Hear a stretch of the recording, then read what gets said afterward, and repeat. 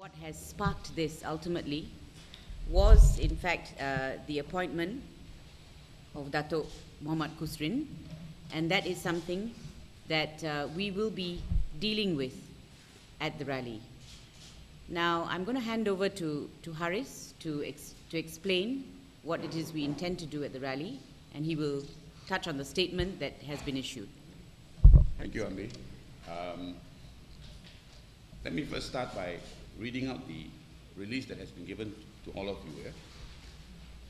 Civil society groups and Selangorians have come together to form a Rakyat-initiated effort called Hormati Suara Rakyat Selangor to demonstrate their disappointment and anger over the appointment of Dato' Mohd Khusrin Munawi as the new Selangor State Secretary.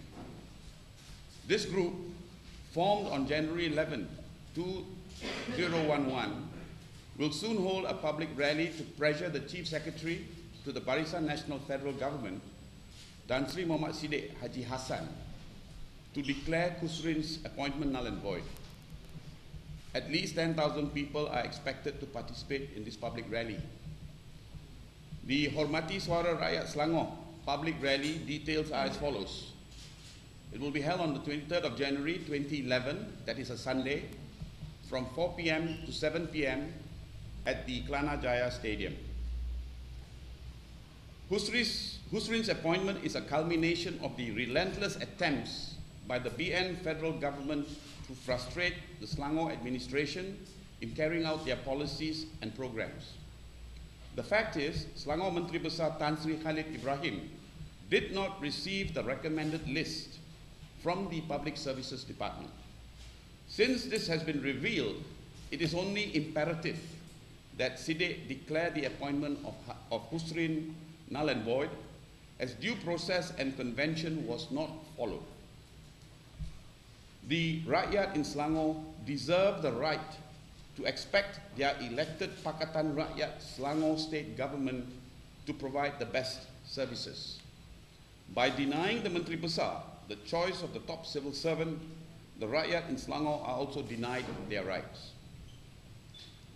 Hormati Suara Rakyat Selangor's maiden effort in organizing this rally is to get the Rakyat to come together to voice their dissatisfaction on the current state of affairs and to show the many instances where the Pakatan Selangor government policy implementation has been sabotaged by civil servants still loyal to their previous political masters. At the rally, we will highlight the many instances where local issues for residents could not be resolved due to the non-cooperation of the BN federal agencies, such as the Public Works Department, Police, Shabas, Social Welfare Department, and the Housing and Local Government Ministry. The issues that will be raised include, number one, deserving individuals and groups not receiving welfare and aid services and allocations. Number two, ignoring measures to relieve traffic congestion proposed by civil societies. Number three, abandoned housing projects. Number four, rejection of local government proposal to provide auxiliary police personnel to provide security for Selangorians and reduce crime.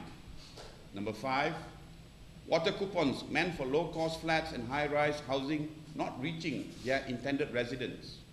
And number six, arbitrary demolition of traders and hawker stalls and place of business. These are the following groups that presently make up Hormati Suara Rakyat Selangor. Bersih 2.0, Jerit, Saya Anak Bangsa Malaysia, Compact, CGG, that is the Coalition for Good Governance, Malaysians for Teo Beng Hock, GEL, or Growing Emerging Leaders, Jemaah Islam Malaysia, the Civil Rights Committee of the Kuala Lumpur and Selangor Chinese Assembly Hall, LLG Cultural Development Centre Berhad, and finally the Malaysian Civil Liberties Movement. That is the statement from the Hormati Suara Rakyat Selangor Coalition. I would also like to add, actually, that if you all recall, Malaysia Kini had carried a report very recently, a few days ago, about the chairman of the Election Commission, Tan Sri Abdul Aziz Yusof, and he said this. He said that civil servants must set aside their political views and positions and maintain professional decorum and always remain neutral. He also said, it is not wrong for a staff of the state to advocate the policies or programs of the state government.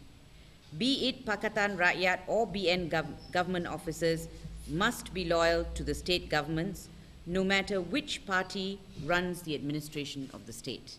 And I believe that captures everything that we believe is right. And we would like to commend the EC chairperson for the EC chief for having made that statement.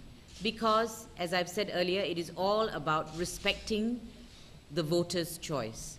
And every time an elected representative of yours is given an unfair and difficult time, then that is time for you to stand up and speak.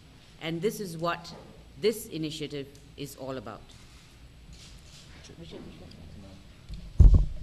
On my part, I would just like to ask that the police and the various authorities concerned with public order and safety cooperate with us and ensure that this gathering of citizens proceeds peacefully. As citizens, we have the right of peaceful assembly, we have the right to freedom of speech, and we have the right of association, all guaranteed by the Federal Constitution. So this event seeks to exercise those rights. We all know that our rights have been proscribed by various legislation in the past 53, 54 years. The police have various times said that they have no problem with citizens gathering, but they don't want us to gather in the open. They said, why don't you gather in the stadium or gather in the hall? We will protect you and we will facilitate that. So we're going to put them to the test on the 23rd, and we hope they cooperate. Thank you very much. We formed the group to actually look at the issues, to discuss the issues, and one of the decisions that we made after we met was to hold this rally, because we think it's important that our voices be heard.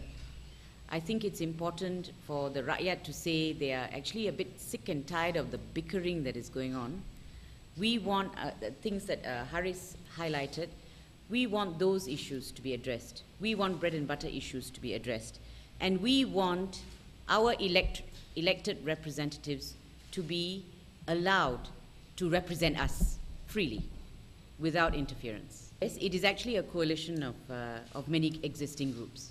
So it is a movement, and it's important to form it as a movement because it brings into sharp focus the precise issue that we want to deal with.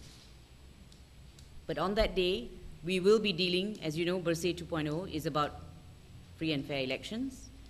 On that day, we will be dealing with issues relating to free and fair elections. But you see, having free and fair elections is critical, of course. But after that, when your MPs are elected, we want them to be treated properly. And I think that's something the Rakyat has to speak up about.